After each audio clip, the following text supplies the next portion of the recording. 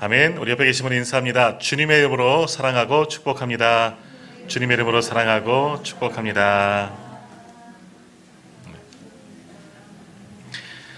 어떤 성경 공부반에서 있었던 이야기입니다. 성경 공부를 가르치는 목사님께서 참 열정적으로 가르치고 계시죠. 근데 그 가르치는 그날의 주제가 뭐냐? 예수님의 탄생입니다. 그 중에서도 예수님께서 동정녀 마리아에게서 태어나게 되었다.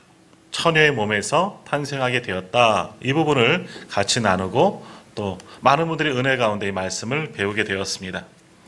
자, 그때 다른 사람들은 다 은혜 받는데 한 젊은 사람이 손을 번쩍 들더니 목사님께 질문을 하는 거예요.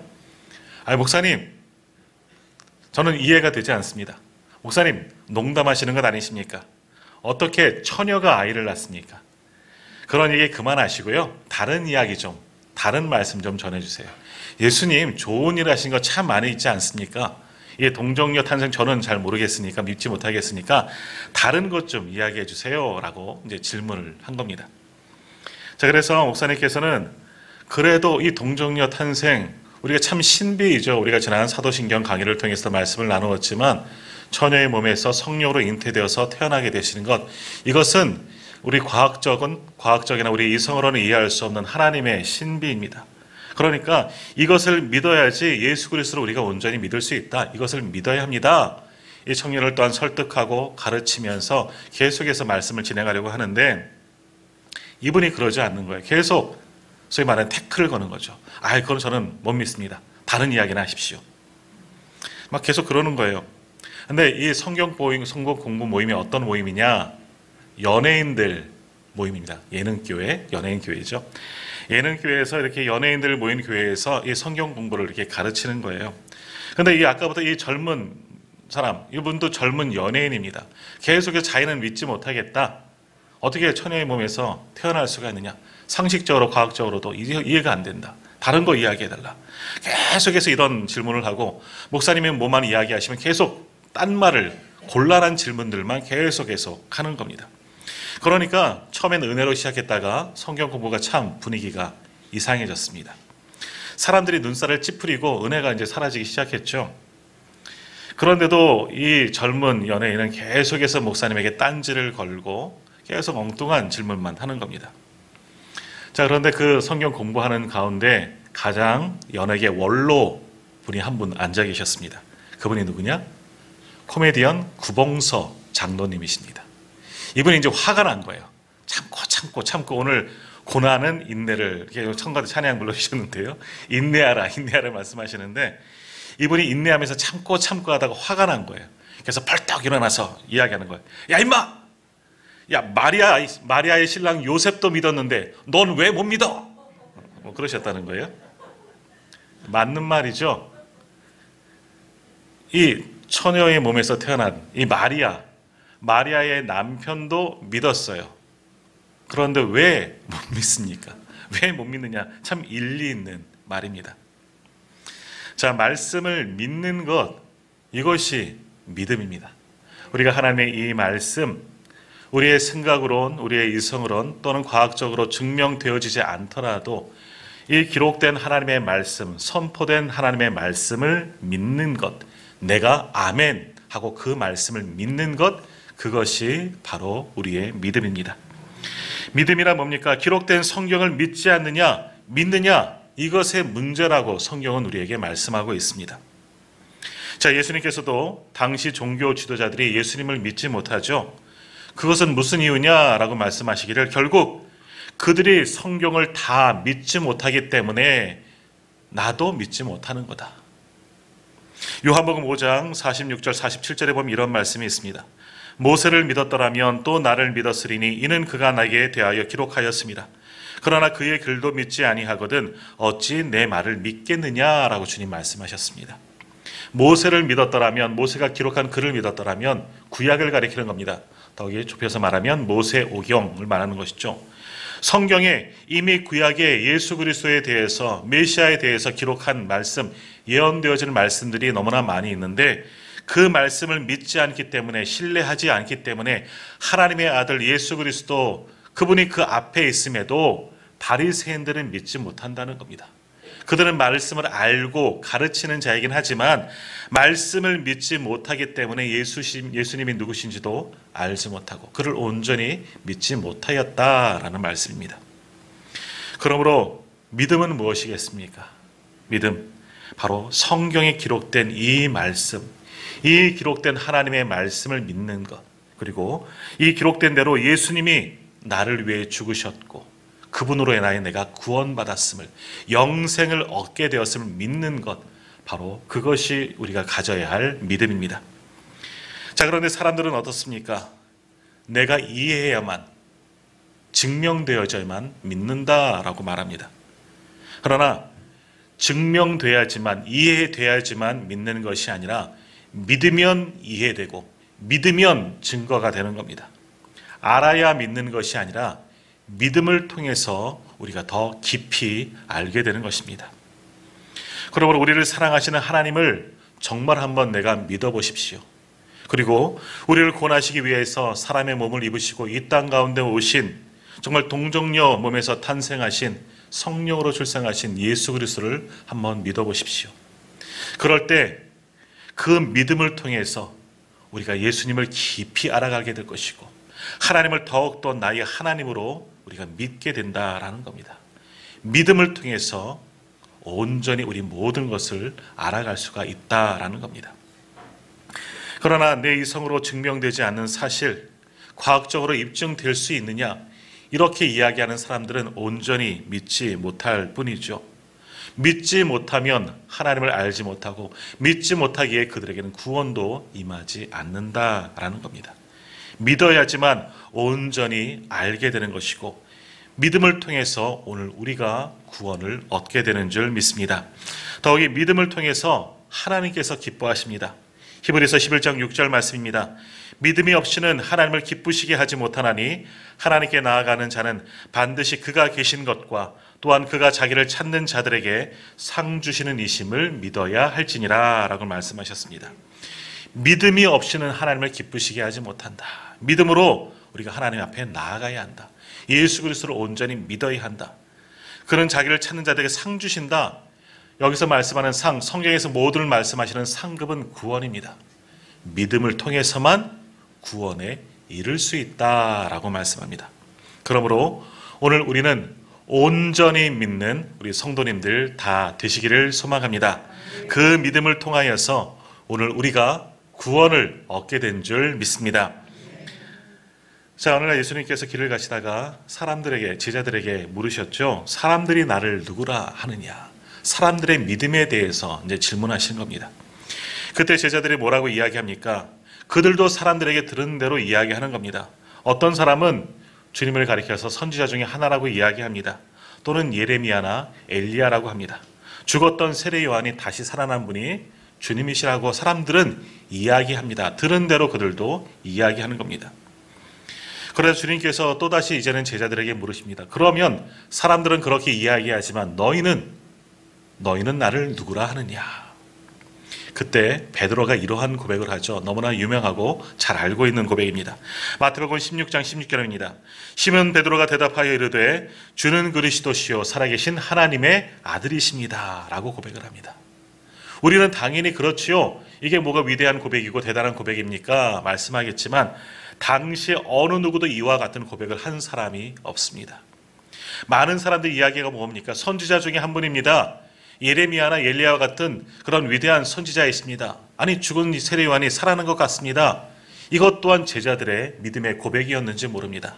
그러나 베드로, 예수님께서 가장 아끼시고 수제와 역할을 하는 이 베드로는 고백합니다. 주는 그리스도십니다. 성경에서 예언한 그 메시아가 바로 주님이십니다. 또한 주님은 살아계신 하나님의 아들이십니다. 정말 위대한 믿음의 고백입니다. 주님은 베드로의 이 고백을 받으시고 너무나 크게 기뻐하시고 칭찬하셨습니다. 그러면서 베드로에게 말씀하시죠. 내게 천국 열쇠를 주어서 땅에서 매면 하늘에서 매일 것이요 땅에서 풀면 하늘에서 또 풀릴 것이다. 천국 열쇠를 베드로에게 맡기겠다. 놀라운 축복을 받게 됩니다. 그리고 제자들이 그제서야 예수님이 하나님의 아들 독생자이심을 정말 믿고 알게 되었을 즈음에 그제서야 주님께서 예수님께서 이 땅에 오신 목적, 이유를 그제서야 본격적으로 이야기하시는 겁니다. 주님이 오신 목적이 뭡니까? 모든 인류를 구원하기 위해서, 대속의 죽음을 죽기 위해서 바로 하나님께서 보내신 자다. 십자가에서 내가 죽으러 왔노라. 그제서야 제자들에게 그러한 말씀들을, 십자가의 길을 가야 하는 것을 말씀하셨습니다. 자, 그때 조금 전 주님은 하나님의 아들이십니다 라고 고백했던 베드로가 뭐라고 이야기합니까? 주님을 붙들고 항변합니다. 주여, 그런 일이 있어서는 안 됩니다. 주여, 그러하지 마시옵소서 라고 이야기합니다. 하나님의 아들 그리스도라고 얘기하면서도 그의 믿음이 참 흔들렸다는 겁니다. 왜요? 당시 제자들은 어떠한 생각을 가지고 있었느냐? 예수님은 왕으로 생각한 겁니다. 왕으로 오셨기 때문에 주님이 예루살렘에 올라가시면 왕이 될 것이다. 주님이 왕이 되시면 어떠한 일이 일어나겠습니까? 다른 건 몰라요. 자기들을 귀한 자리에 쓰시지 않겠느냐, 한 자리 차지하고픈 그런 생각들이 제자들을 가지고 있었다는 겁니다. 그렇기 때문에 나중에 예수님이 왕이 되시면 누가 높은 자리 차지하느냐, 그것 갖고 싸운 제자들 아니었습니까? 베드로에게도 그런 마음들이 남아 있었다는 것이죠.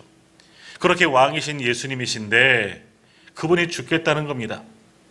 왕의 자리로 올라가시는 것이 아니라 하나님께서 보내신 대로 모든 인류를 위해서 십자가에서 죽겠다 말씀하시니까 베드로도 막는 겁니다. 주여, 그러하지 마옵소서. 그래서는 안 됩니다. 왜? 그럼 저는 어떻게 해요? 나는 어떻게 해요? 주님만을 바라보고 기대했는데. 그래서 그렇게 강하게 항변한 겁니다. 그러자 그런 베드로의 항변을 들으시고 예수님께서 베드로에게 뭐라고 말씀하십니까? 예수께서 돌이키시며 베드로에게 이르시되 사탄아, 내 뒤로 물러가라. 너는 나를 넘어지게 하는 자로라. 내가 하나님의 일을 생각하지 아니하고 도리어 사람의 일을 생각하는도다. 아주 심하게 질책하셨습니다. 조금 전 아주 귀한 믿음의 고백으로 주는 그리스도시여 살아계신 하나님의 아들이십니다 하는 이 고백으로 엄청난 칭찬을 받고 천국 열쇠를 맡기신다 하는 그런 축복을 받은 베드로인데, 그 베드로에게 바로 이어서 뭐라고 말씀하십니까? 사탄아 라고 말씀하는 겁니다. 왜? 주님의 길, 하나님의 일을 막는 자가 사탄이라는 겁니다. 사탄아, 내 뒤로 물러가라. 엄청 꾸짖으셨습니다. 이처럼 입으로 주여 주여 하는 지식적인 신앙은 이렇게 흔들릴 수가 있다는 겁니다.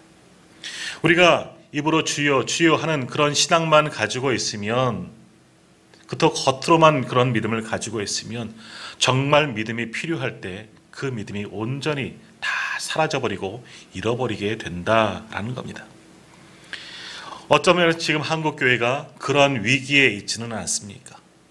코로나가 주는 위기 속에서 우리의 많은 가지고 있었던, 그렇게 자신했던 믿음이 다 사라져버린 채 흔들린 믿음으로 지금 우리가 그렇게 신앙생활을 하고 있지는 않은지 우리 스스로 반성해 봐야 합니다.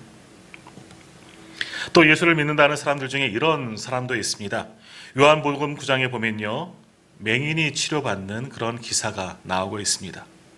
자, 그런데 그 맹인, 앞 못 보는 이 장애를 가진 사람 때문에 사람들이 논쟁을 하게 됩니다. 어떤 논쟁이냐 하면, 이 사람이 나면서부터, 태어날 때부터 앞을 못 보는 맹인이었는데 이 사람이 맹인된 것은 이 사람의 죄냐, 아니면 그를 태어나게 한 그들 부모의 죄냐, 말도 안 되는 것 같고 서로 논쟁하게 된 겁니다.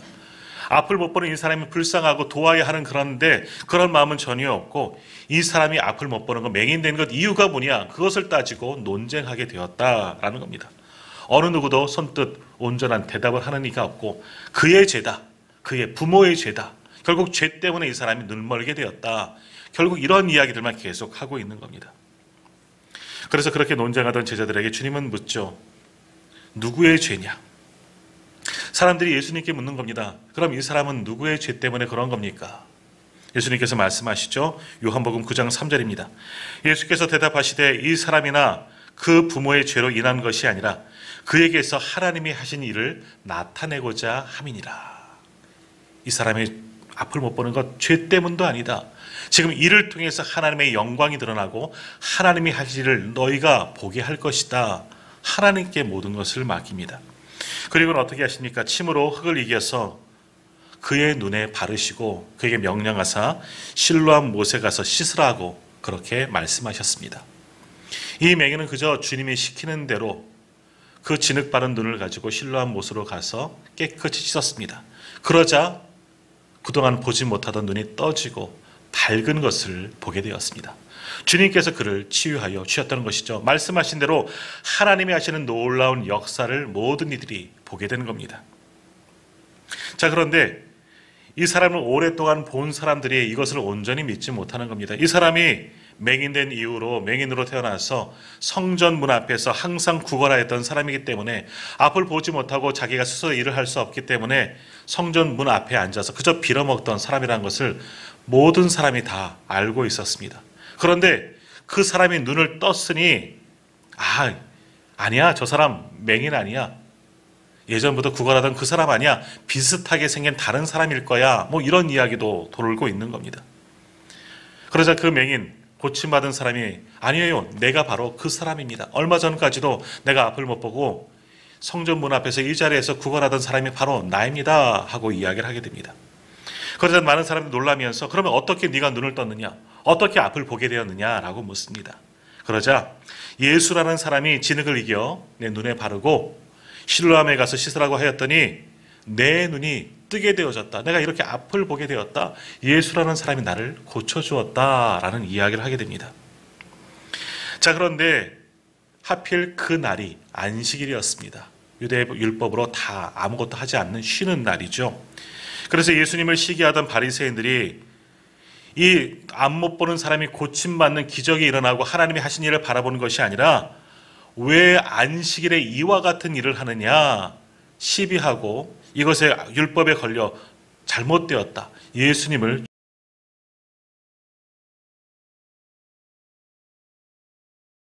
기적에 일은 관심이 없습니다. 하나님이 하신 일은 관심이 없고 무엇에 관심이 있습니까? 예수님이 지금 안식일에 범죄하였다는 것, 율법을 지키지 않은 죄인이다, 이것에만 관심이 있는 겁니다.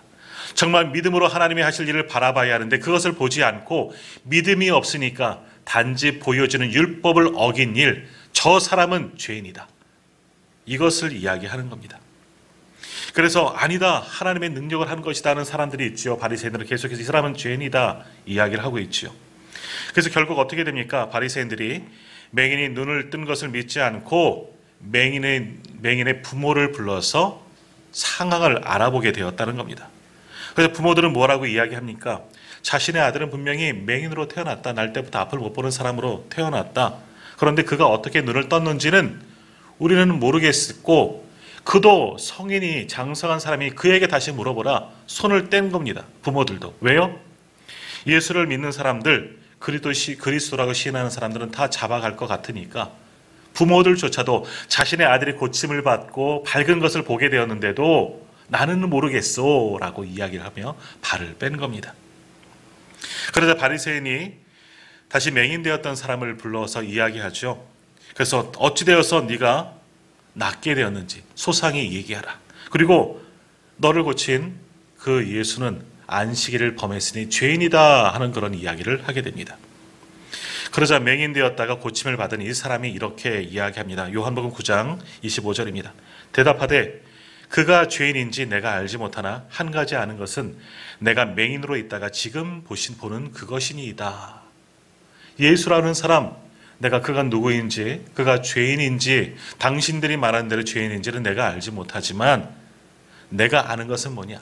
그 사람이 나를 낫게 하였다는 것을, 내 눈을 뜨게 하는 것은 내가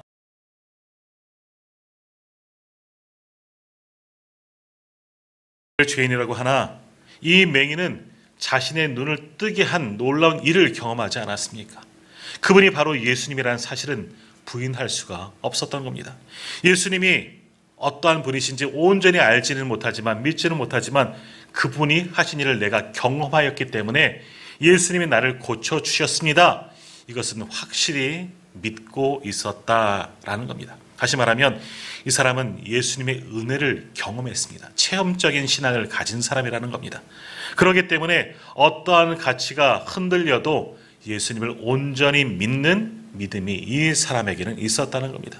소위 말하면 은혜를 받았기 때문에, 은혜의 경험이 있기 때문에 이 은혜 받은 사람은 어떤 상황이 와도 그 받은 은혜가 있기 때문에 흔들리지 않는다라는 겁니다.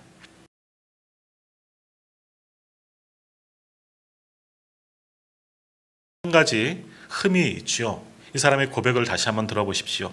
그가 죄인인지 내가 알지 못하나라는 고백도 했다는 겁니다. 사람들이 이야기하는 대로 그가 죄인일 수 있는 가능성도 있습니다. 그러나 그것보다는 그 사람이 나를 고쳐주셨다는 것.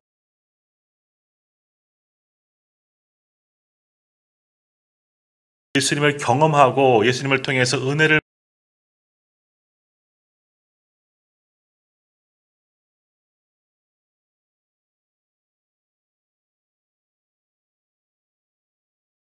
믿음이란 무엇인지 우리가 깊이 고민해 봐야 합니다. 베드로의 고백도 온전한 믿음이라 참 믿음이라 할 수 있습니다. 주는 그리스도시요 살아계신 하나님의 아들이십니다. 또 맹인되었던 사람의 믿음도 그분이 나를 고쳐주셨던 것을 나는 믿습니다. 경험하였기 때문에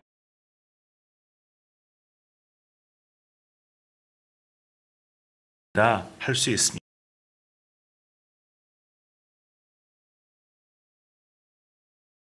있는 것, 그런 믿음도 필요하고요. 예수님의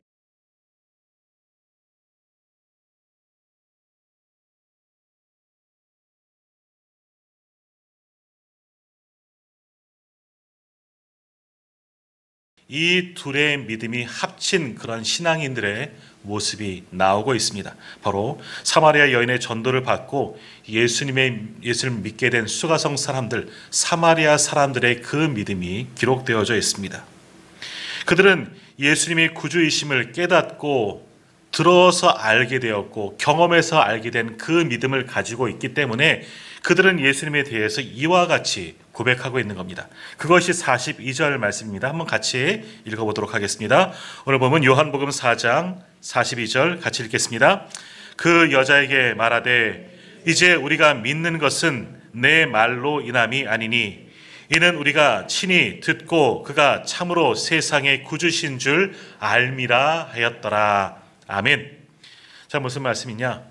사마리아 여인을 통해서 예수님에 대한 소문을 들었습니다. 예수님의 놀라운 일들, 이분이야말로 주님이시다 하는 그 소식을 들었죠. 소식, 다시 말하면 전도하는 사람을 통해서 복음을 듣게 되었다는 겁니다. 그것을 통해서 믿음이 생겨나게 되었는데, 이들은 우리가 보았지만 그 앞에 있는 말씀에 들은 것처럼 예수님도 만났습니다. 예수님을 영접해서 말씀하시는 그 예수님을 자신들이 직접 친히 만나고 주님을 통해서 복음을 또다시 들었더니 확고한 믿음이 생겼다라는 겁니다. 들어서 알게 되어진 복음, 그런 믿음이 생겼죠. 그러나 또 한 번 예수님을 경험하고 체험하고 실제로 만나서 예수님을 통해서 또다시 복음을 듣고 완전한 믿음이 생기게 되었다라는 겁니다. 이런 믿음을 가진 사람들은 절대로 흔들리지 않습니다. 사람들이 예수를 죄인이라 하고도 십자가에 못 박고 하나님을 부인하는 신성모독죄를 저질렀다 해도 이러한 체험적인 신앙, 믿음이 온전히 가지고 있는 사람들은 전혀 흔들리지 않는 믿음의 사람들이다라는 겁니다. 자, 오늘 예배드린 우리 모든 성도님들이 이러한 믿음을 가진 분들이 다 되시기를 소망합니다. 오늘도 우리는 말씀을 통해서 예수님에 대한 믿음이 생겨났습니다. 또 말씀을 들음을 통해서 예수님에 대한 믿음을 우리가 가지고 있습니다. 또 개인적으로는 예수님을 만난 그런 은혜의 경험들, 오늘 우리도 가지고 계신 분들이 많으실 겁니다. 혹 그렇지 않으신 분도 있겠죠. 그러면 우리는 예수님을 만나야 하는 겁니다. 그래야지 우리의 믿음이 확실해질 수가 있는 겁니다. 듣는 믿음도 중요하지만 예수님을 만나 은혜로 받은 그런 믿음도 오늘 우리에게도 필요하다라는 것이죠. 두 가지 믿음이 우리에게 있어야 우리가 온전한 믿음의 사람이 될 수가 있다는 겁니다. 사마리아 사람들은 자신들이 믿는 이유를 고백하면서 우리는 친히 듣고 그가 참으로 세상에 오신 구주인 줄 알미라라는 그런 고백을 했습니다. 여인을 통해서 내가 믿음이 들어왔지만 예수님을 만났더니 그를 통해서 이분이야말로 세상의 구주이시구나, 하나님의 아들이시구나, 이것을 직접 경험하게 되었다 하는 말씀입니다. 로마서 10장 17절에서 말씀합니다. 그러므로 믿음은 들음에서 나며 들음은 그리스도의 말씀으로 말미암는다라고 말씀합니다. 오늘 우리는 먼저 들음을 통하여서 믿음이 생겼습니다. 이제는 나에게 말씀하시는 예수님을 우리가 만나야 합니다. 개인적으로 예수님을 만난 은혜의 기억들이, 그런 경험들이 다 있어야 하는 것이죠. 그 경험이 있으면 우리의 믿음이 더욱더 깊어지고 굳건해질 수가 있는 겁니다. 오늘 사마리아 사람들이 한 고백 마지막 절 42절 마지막 부분 한번 보십시오. 그가 참으로 세상의 구주인 줄 알미라. 그가 참으로 세상의 구주신 줄 알미라, 안다라는 그런 고백을 하고 있습니다. 여기서 안다라는 고백은 뭐냐면 내가 들어서 알아. 그냥 내가 다 알아. 그저 지식적인 알미 아닙니다. 체험적인 알미죠. 우리가 어떤 음식의 맛을 보아서 경험했더니 내가 그 맛을 알았다. 맛집에 대해서 소개받았으면 정말 그것이 맛집인가 알기 위해서는 어떻게 해야 돼요? 내가 가서 먹어보면 아는 겁니다. 경험적인 알미라는 것이죠. 오늘 이들이 구주이신 줄 알미다 하는 것은 경험적인 알을 이야기하는 겁니다. 다시 말하면 예수님을 만나고 그분과 교제하고 그분과 대화하고 그분의 말씀을 들으면서 예수님과 교제하고 만났더니 야, 이분이야말로 정말 구주이시구나. 체험적인 믿음이 그들에게 생겼다 하는 말씀입니다. 예수님의 도마도 마찬가지입니다. 예수님의 도마 의심했던 제자 아닙니까? 부활하신 주님을 들었지만 온전히 믿지 못했다는 겁니다. 그가 언제 예수를 믿었습니까? 부활하신 주님이 다시 찾아오셔서 내 손에 못자국과 창자국을 만져보아라. 그래서 믿음 없는 자가 되지 말라. 그 주님을 보고서야 나의 주님이시여 나의 하나님이십니다 라는 그런 고백을 했다는 겁니다. 그러므로 오늘 우리에게도 그러한 믿음이 필요합니다. 듣는 것에서 그치지 아니하고 들음을 통해서 믿음이 들어왔다면 예수님을 만난 개인적인 은혜의 경험들이 있어야 하는 겁니다. 주님, 나를 만나 주십시오. 내게도 은혜를 더하여 주십시오. 내가 주님을 만나고 싶습니다. 그렇게 간구함을 통해서 꼭 예수님을 만나고 그러한 체험적인 신앙을 갖는 우리 성도님들 다 되시기를 바랍니다. 그러한 믿음은 결코 흔들리지 않습니다. 세상이 다 변하고 세상에 모두 예수를 부인할지언정 예수님을 만난 은혜의 흔적이 있다면 결코 우리는 예수님을 부인하지 않는, 온전히 예수님을 믿는 그런 믿음의 사람으로 승리할 수가 있는 겁니다. 옛 구소련에서 있었던 이야기입니다. 자보르스키라는 그런 한 청년이 있었습니다. 원래 이 사람은 건달이죠. 깡패와 같이 살았던 사람이었습니다. 그런데 이 사람이 군에 입대하게 되고서 군에서 예수님을 만나게 되었습니다. 거기서 신앙생활을 하면서 예수님을 만나고 경험하면서 새로운 사람으로 완전히 변하게 되었다는 겁니다. 그런데 당시 소련은 예수를 믿는 사람들 오히려 손해보던 그런 시절이었습니다. 공산당이 집권하던 시기였기 때문이죠. 그래서 많은 사람들이 믿어도 원래 그쪽이 이제 그 동방정교회가 활발한 믿는 사람들이 많았던 지역입니다. 그래서 그 당시 믿음의 사람들도 내가 믿고 있던 것을 숨기던 그때였습니다. 자, 그런데 이 청년은 군에 와서 완전히 예수 믿고 사람이 변하게 되어서 군에서 만나는 모든 사람들에게 예수님을 증거하게 되었습니다. 그것으로 불이익을 당하게 되고 또 재판도 받을 수 있고 감옥에 갇힐 수도 있는 그런 상황이지만, 그러나 이 사람은 굴하지 아니하고 내가 만난 예수님, 내가 믿는 예수님을 전하게 되었습니다. 결국 그런 이유로 군 재판에 회부가 되었습니다. 근데 군대 상관이 그를 불러서 그를 이제 회유하려고 권면하게 되었습니다. 네가 예수만 부인하면 계급도 올라갈 수 있고 돈도 벌 수 있다. 그리고 이 재판도 피할 수 있다. 예수 믿지 않는다고 한 번만 이야기해라. 그를 이제 권면하기 시작합니다. 그런데 이 청년이 듣지 않습니다. 왜냐하면 예수님을 만났기 때문에 누가 말해도 예수님은 살아계시고 그분이 나의 주인님이신 것을 부인할 수가 없는 겁니다. 결국 재판장에 서게 됩니다. 그때 이제 재판장이 회부된 이 청년 또 다시 한번 권면합니다. 권유하지요. 우리 부대에 예전에 너와 같은 놈이 하나 있었다. 내가 그 사람을 만났어. 그래서 목에 걸고 있는 이렇게 이야기를 해서 그게 너의 목에 걸고 있는 십자가 이 탁자 위에 내려놓아라. 그러면 네 앞길이 열리게 될 것이다. 이런 이야기를 했더니 그 친구가 어떻게 했는 줄 알아? 목에 걸리는 십자가를 풀었어. 그러더니 예수를 믿지 않겠다고 고백하더라. 그러더니 공산당 입당 원서를 내고 공산당에 입단하고 아주 자랑스러운 공산당이 되었고 당원이 되었고 출세하게 되었어. 너도 그러지 않겠니? 마지막으로 그 사람을 권면합니다. 그러자 이 자브로스키는 법정에 서서 이렇게 이야기합니다. 사실 저도 목에 걸린 이 십자가는 벗어놓을 수 있습니다. 그러나 내 마음에 계신 예수님을 탁자 위에는 놓을 수가 없습니다. 끝까지 믿음을 지켰다는 겁니다. 결국 이 사람은 징역형을 받고 감옥에 갇히게 되었다라는 겁니다. 그렇지만 역시 그 사람 믿음을 잃지 않았겠지요. 오늘 예배 드리시면서 또 말씀을 들으시는 우리 성도님들은 어떻습니까? 우리는 온전히 예수님을 믿고 계십니까? 예수님이 나의 구주요 하나님의 아들